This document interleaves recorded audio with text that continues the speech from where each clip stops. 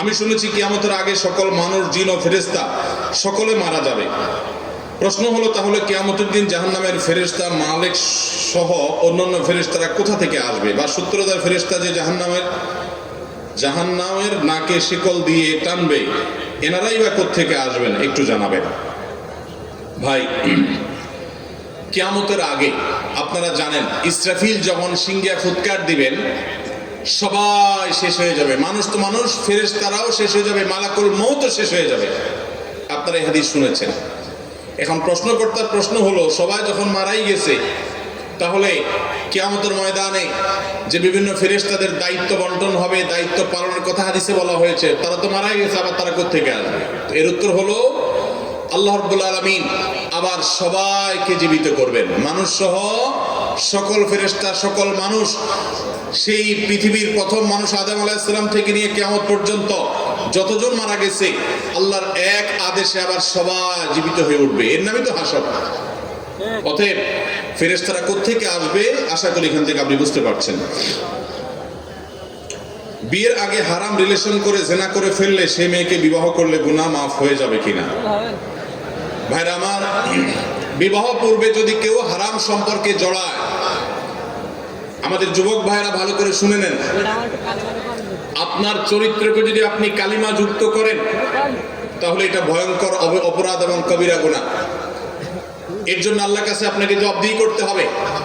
আমাদের অনেক যুবক ভাইরা মনে করেন যে বিয়ের আগে কোনো মেয়ের সাথে হারাম সম্পর্ক করলে, জিনা লিপ্ত হলে, এরপর বিয়ে করলে বোধহয় এটা কাটাকাটি হয়ে যাবে। এটা সঠিক না, এটা ভুল। বিয়ে করেছেন, এখন হারাম থেকে বের হয়ে আসছেন, এটা ভালো। কিন্তু আগে যে অপকর্ম হয়েছে, গুনাহে হয়েছে, নাজায়েজ কাজ করেছেন, হারাম সম্পর্ক করেছেন, তার জন্য দুইজনেই আল্লাহর কাছে সারা জীবন চোখের পানি ফেলে কাঁদতে হবে, তওবা করতে হবে, ক্ষমা চাইতে হবে, ইস্তেগফার করতে হবে, ইনশাআল্লাহ তাহলে মাপ পাওয়া যাবে। যদি মনে করেন না, বেশিরভাগ এই হারাম রিলেশন যারা করে তারা তো মেয়েদেরকে মিথ্যা প্রতিশ্রুতি দেয়, একটাও বেশিরভাগই ঠিক রাখে না। আমি কথা ঠিক রাখলাম, তাহলে তো আমি ইমানদারের পরিচয় দিলাম। হ্যাঁ, আপনি কথা ঠিক রাখলেন, আপনি ভালো কাজ করলেন, কিন্তু আগে যে হারাম করেছেন, এই কথা ঠিকের কারণে সেগুলো মাফ হবে না, তার জন্য আল্লাহর কাছে আলাদা মাফ চাইতে হবে। এরপর প্রশ্ন হলো, একটা কীটনাশক কোম্পানিতে আমি জব করি, প্রতি মাসে আমার স্যালারি হতে নির্ধারিত পার্সেন্ট কেটে নেওয়া হয়। যে অংশ প্রতি মাসে কাটে সেই পরিমাণ অংশ কোম্পানিও আমার প্রভিডেন্ট ফান্ডে জমা রাখে। চাকরি শেষে আমার বেতন হতে কেটে নেওয়া জমাকৃত টাকা প্লাস কোম্পানির জমাকৃত অংশ বাদেও অতিরিক্ত অর্থ প্রদান করে। এখন আমার প্রশ্ন হলো, অতিরিক্ত প্রদানকৃত অর্থ সুদ হিসাবে গণ্য হবে কিনা? ভাইরা আমার, এটা খুব কমন একটা প্রশ্ন। সরকারি বেসরকারি বিভিন্ন প্রতিষ্ঠানেই এই নিয়ম আছে যে চাকরি যখন করবেন বেতনের একটা অংশ কেটে রাখা হয়, এই টাকার সাথে আপনার চাকরিদাতা প্রতিষ্ঠান, সেটা সরকারি প্রতিষ্ঠান হোক আর বেসরকারি প্রতিষ্ঠান হোক, আলাদা কিছু প্লাস করে দেয়। অনেক সময় এটাকে সুদ বলেই দেয়। এটা মূলত সুদ হবে না, সুদের মধ্যে এটা পড়বে না। কেন পড়বে না?